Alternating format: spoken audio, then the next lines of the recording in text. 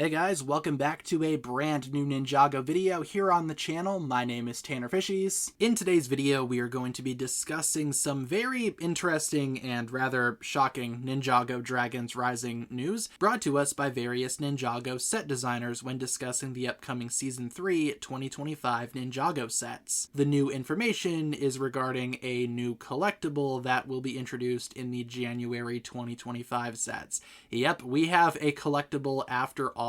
Recently, we made a whole video talking about how the Season 3 January sets are the first Ninjago sets, at least in a while, to not have some type of collectible. Season 1 of Dragons Rising had the Dragon Cores, Season 2 had the Gong and the Mallet of Shattering, Season 3 had nothing, but apparently they have something. That, of course, being what is known as the prismatic blades, which are a set of 5 ancient katanas that can release Thunder Fang. In terms of what exactly they look like, they are the clear katanas as seen in the upcoming wave of January sets. Turns out those clear katanas are actually the collectibles after all, despite the Ninjago set boxes for this new wave not specifying that in the slightest. Now, we have a lot to talk about just in general here. First of all, I feel like the reason why they were not advertised as collectibles is because regarding the sets, they are all the same. In the show, this might not be the case. Maybe each of the 5 prismatic blades are actually different colors, maybe they are a little bit different, maybe they are different sword molds in the show.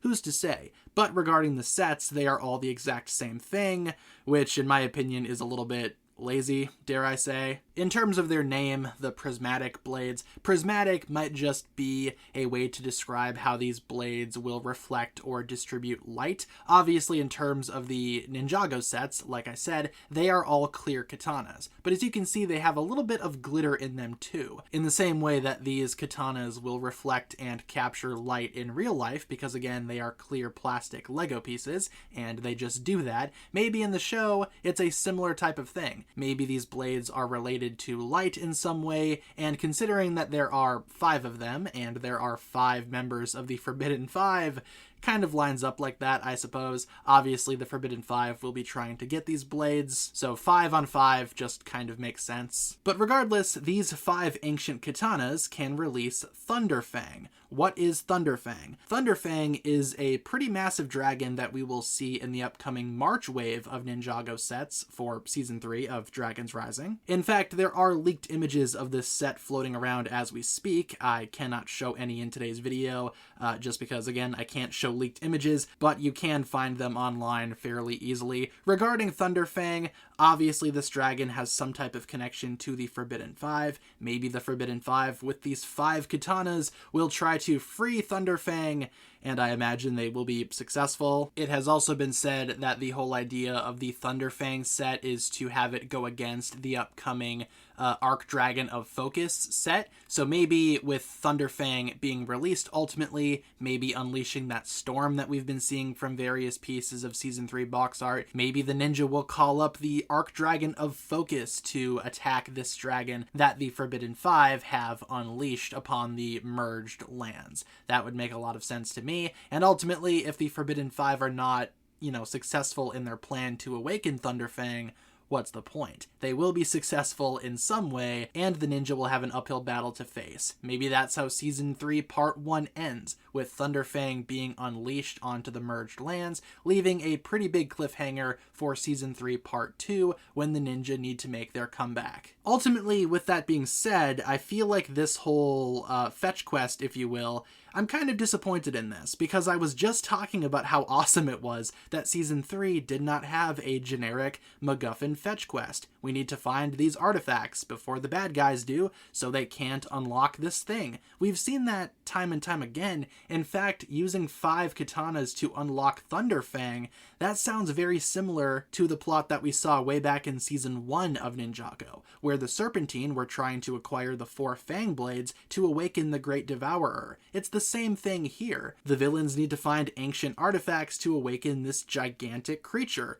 We've seen that before. I don't see how this is any different. And like I said, I'm kind of disappointed because I was excited that Season 3 would take a step away from the traditional norm of Ninjago, where we don't have any type of collectible, there is no fetch quest, but unfortunately, there is. I was very much looking forward to Season 3 of Dragon's Rising being more character-driven, you know? With the ninja focusing on recovering some of their own, with Jay and Aaron both MIA out there somewhere, and also, not to mention the Forbidden Five, we need to learn more about them as characters, because sure, we've seen some of them, but not all of them. And I thought Season 3 of Dragon's Rising had a lot to tackle right off the bat, but now it seems like we are adding a fetch quest to the mix where we need to have some type of ancient artifact. I feel like we've done that enough, no?